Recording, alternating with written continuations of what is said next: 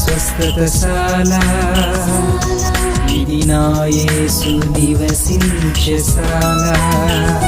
ఇర్మియా గ్రంథం 17వ అధ్యాయం 9-10 వచనాలు మనం చదువుకుంటే అక్కడ మనకు ఒక రోగం ఉందంట.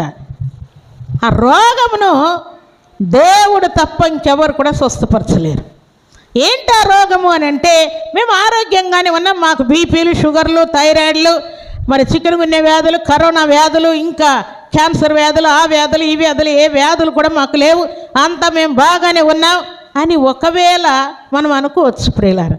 కానీ దేవుడు ఇక్కడ అంటున్నటువంటి మాట ఏంటంటే, అక్కడ హృదయము బహుమోసకరమైనదని అక్కడ వ్రాయబడి ఉన్నది. తర్వాత మహాఘోరమైన వ్యాధి గలదంట. అది హృదయానికి ఏమున్నదంట? మోసకరమైనటువంటి వ్యాధి ఉన్నదంట. అదే పాప రోగం, అబద్ధం చెప్పే రోగము, మోసం చేసే రోగము, దుర్మార్గపు క్రియలు చేసే రోగము, గర్వంతో అహంకారంతో నిండేటువంటి రోగము, హత్యలు చేసే రోగము, పగ తీర్చుకునే రోగము, ఎదురాడే రోగం, ఇవన్నీ కూడా ఈ హృదయంలోనే దాగి ఉన్నాయంట. అందుకని సర్వశక్తిమంతుడైనటువంటి దేవాతి దేవుడు హృదయములో ఉన్నటువంటి పాప రోగమును తొలగించాలని దేవుడు ఆశపడుతున్నాడు.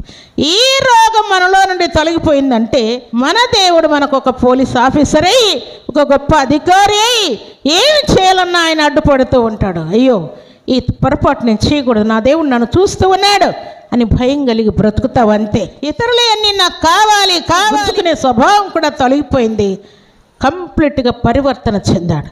అందుకని దేవుడు ఏమన్నాడు చెప్పండి? ఆయన ఇతడును అబ్రహాము కుమారుడే అంటూ ఉన్నాడు.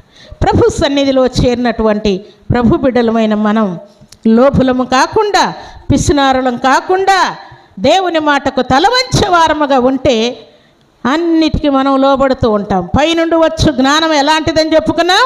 సులభముగా లోబడేది, తగ్గించుకొని ఉండేది, పవిత్రమైనది, పరిశుద్ధమైనది, దేవుని మాటకు తల వంచేటువంటి జ్ఞానాన్ని దేవుడు మనకిస్తాడు. ప్రియులారా, ఈ అధికారాలు మనం పొందాలని దేవుడు కోరుకుంటాడు. పనికిరాని వారందరినీ పనికొచ్చే పాత్రలుగా దేవుడు చేస్తూ ఉన్నాడని చూపిస్తూ ఉన్నాడు. ఇక్కడ ఒక సందర్భాన్ని మీకు జ్ఞాపకం చేస్తాను. ఒక తల్లి మంగళవారం రోజు నా దగ్గరకు వచ్చింది. నా భర్త వ్యాపారానికి వెళ్ళిపోతూ ఉన్నాడు. ఎన్నిసార్లు వ్యాపారానికి వెళ్ళినా కూడా మాకున్నటువంటి గాడిదలు, ఎద్దులు, కొన్ని గొర్రెలు మంచి రేటు పోవట్లేదు, నువ్వు అర్జెంటుగా వెళ్ళి మంగళవారం అమ్మతో ప్రార్థన చేయించుకొని ఇవన్నీ ఈ వారం వెళ్ళిపోవాలి, ప్రార్థన చేయించుకొని రాపని నా భర్త నన్ను పంపించాడు అని చెప్పింది. సరే మంచిదమ్మా, ప్రార్థన చేద్దామని ప్రార్థన చేసి పంపించాను. అవన్నీ కూడా ఆయన అడిగిన దానికంటే, ఊహించిన దానికంటే కూడా మంచి రేటు పోయాయంట. మంచి రేటు పోతే ఆయనకు సంతోషం ఎక్కువైపోయిందంట. ఎక్కువైపోయి అర్జెంటుగా నువ్వు అమ్మ దగ్గరికి వెళ్ళి నేను అనుకున్న దానికంటే, అడిగిన దానికంటే, ఊహించిన దానికంటే కూడా దేవుడు ఘనకార్యం చేశాడు, అర్జెంటుగా వెళ్ళి నువ్వు అమ్మకు కానుక ఇచ్చి రావాలి అని చెప్పాడంట ఆయన.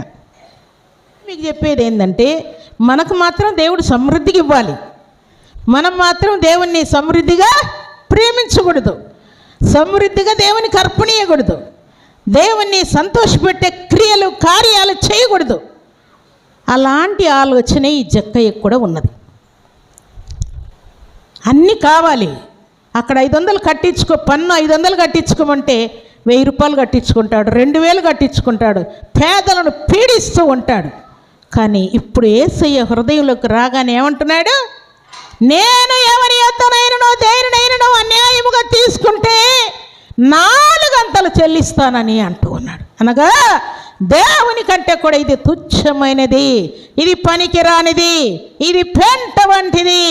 భక్తుడైనటువంటి పౌలు పలికినట్టుగా నాకు ఏవేవి లాభకరములో అవన్నీ కూడా పెంటతో సమానముగా ఎంచుకుంటున్నానని పలికినట్టుగా జక్కయ్య కనుక్కున్నాడు. ప్రియులారా, ఇలాంటి వారు, ఇలాంటి సహోదరులు కూడా మనకు లేకుంటే 2 కాసులను కూడా దేవుడు లెక్కేస్తాడా? ఈడ మన దగ్గర ఏమి లేవనుకోండి, 2 కాసులను కూడా దేవుడు లెక్క పెడతాడు. పట్టెడి పిండి కొంచెం నూనెను కూడా లెక్కబెట్టి సారిపత్తు స్త్రీ ఇంటిని దీవించాడు. అయితే సర్వశక్తిమంతుడైనటువంటి దేవాతి దేవుణ్ణి ఎరుగనటువంటి వారికి ఇలాంటి ఆలోచనలు ఉంటాయి. అందుకే దేవుడు ఏమన్నాడు, మీరు సిరికిని దేవునికి దాసులుగా ఉండనేరరు. సిరికి మీరు దాసులైతే, డబ్బుకు దాసులైతే, వెండికి దాసులైతే, బంగారుకు దాసులైతే, ఆస్తిపాస్తులకు దాసులైతే దేవుడు మీకు దూరం అవుతాడు. అంతే. దేవుని కంటే కూడా దేన్ని మనం ఎక్కువగా ఎంచుకోకూడదు ప్రియులారా.